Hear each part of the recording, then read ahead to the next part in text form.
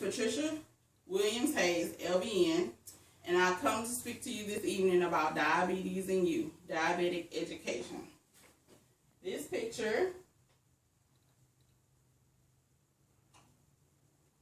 is a picture of a diabetic wound ulcer on your foot, and that comes from people with diabetes who don't do good foot care. Okay, to educate you guys on the proper treatment and care of diabetes. Diabetes is if left undiagnosed and untreated, it can be detrimental to your health and welfare. Diabetes is manageable if detected early with proper treatment and care. Diabetes in you. Things to know. How is diabetes diagnosed? How do we treat diabetes? How is diabetes treated? Mouth and foot care for diabetics. Okay, the first thing is discussing how diabetes is diagnosed. First, it would usually be diagnosed when you go visit your PCP, and he would either, if you report to him that you're having signs of fatigue, you're always tired, you're always thirsty, then he would ask you several more questions like, are you having blurred vision? Or are you having recurrent infections of your bladder and gums? At this time, if you answer yes to all those questions, he would probably schedule you for hemoglobin A1C, which is done to check your blood glucose level. The next one, why do we treat diabetes? Diabetes is treated because it can affect many of the body's organs. First, with the brain, it can lead to a stroke. Eyes, it leads to glaucoma or blindness. Heart, it leads to a heart attack. Kidneys, renal failure, which could lead to end-stage renal disease, and you end up on dialysis, which filters your blood. Male sex organ, impotence, and then you could have problem urinating. Kidneys, feet numbness, and a reduced blood supply, and which could lead to amputation. How is diabetes treated? First, the doctor can order oral medication or insulin. So you can get put on metformin, glyburide, Actos, Januvia. However, if you have a more severe case which may require insulin, you could be put on regular insulin, NPH, 70/30, or Lantus.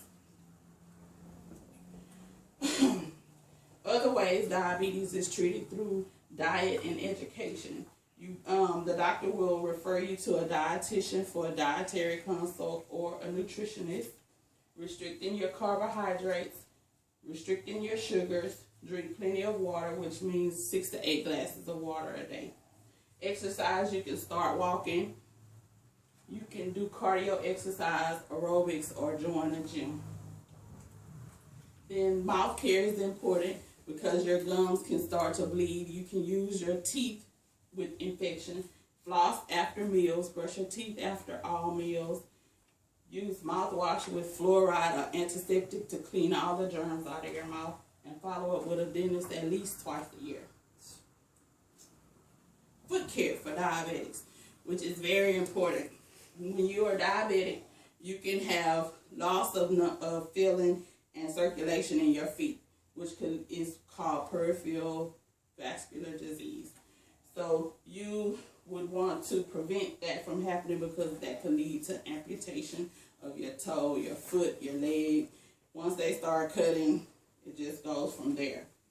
So these information you can look up on the utmb.edu website. You can also look it up on WebMD or emedicinehealth.com.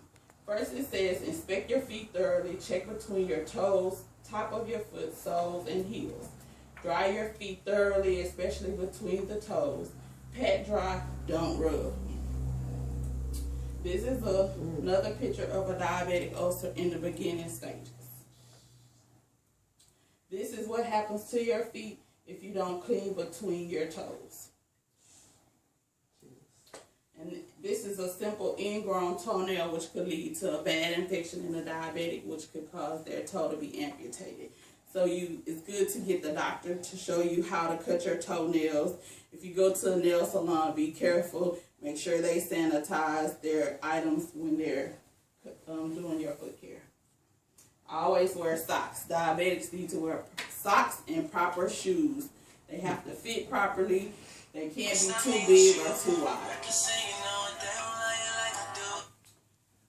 Also with diabetic foot care, if you notice any blisters, cuts, sores, or areas of redness, notify your PCP. Have the healthcare provider show you how to care for your toenails.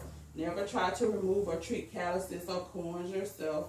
Protect your feet from hot and cold. Be extremes. Wear socks. Be active. Any questions or comments? What is oral medicine? Pills or liquids. And that's the only place that diabetes would start is within your foot, or? No, it actually starts in your blood, but your feet are primarily one of the primary areas that's affected by diabetes.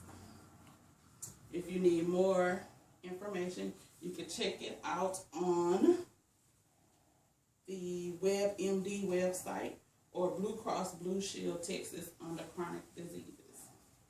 Okay, could you tell me why it is that sometimes I have severe leg pain in the calf area of my legs?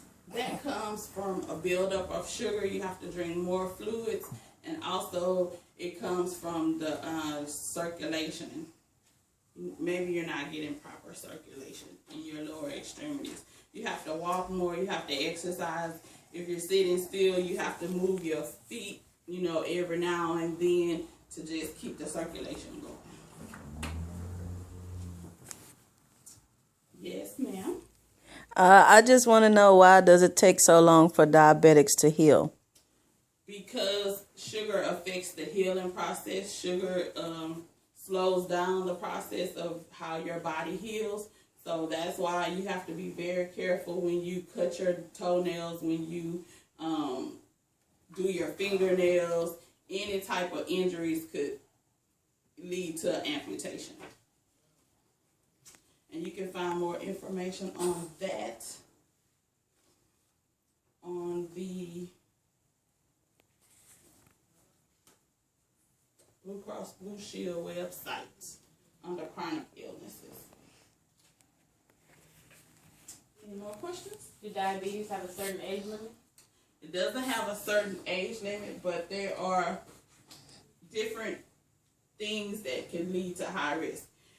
High risk of diabetes are if you're obese, if you're over the age of 40, you have a family history, high blood pressure. Some people women can get it while they're pregnant, which will be gestational diabetes. Smoking, African Americans are number 1. With getting diabetes, Hispanics are number 2. Native Americans are number 3. How you know if you have diabetes? You have to look for the signs and symptoms. Drinking too much water, being sleepy or tired all the time, blurred vision, things like that. And then you can go to the doctor and they can do a blood test. And frequent urination. Because if you drink more, you're going to urinate more.